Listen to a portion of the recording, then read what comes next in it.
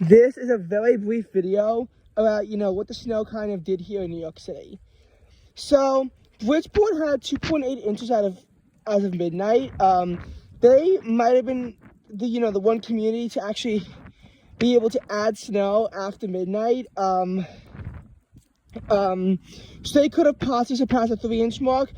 But the streak of days with no more than 2 inches of snow in Bridgeport has actually been officially snapped.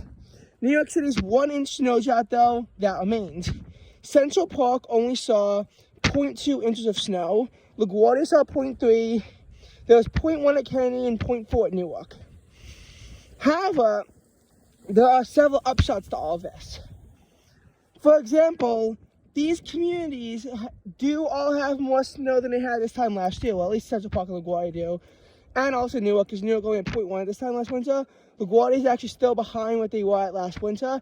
Islip only had a tracer there behind, but Bridgeport, they're well ahead. Also, we're at a point where now all these communities except Islip have clinched a January that's snowier than last year's, because last year everywhere just recorded a trace. So this year it's guaranteed to have more snow. This is a case that's honestly the March 2023 nor'easter, where all the snow is just to the north of us, and we missed out on it. Considering how there was a foot of snow in Orange County. But the storm was slightly different for two reasons. First of all, the snow wasn't as intense and it wasn't, concentrated as far north. The second thing you have to understand is that there was actually measurable snow in Central Park. And the snow at places like LaGuardia was more intense, and but the downshot of all of this is that you have Islip in Long Island. Long Island actually got quite a bit of snow, especially in South Carolina and nor'easter.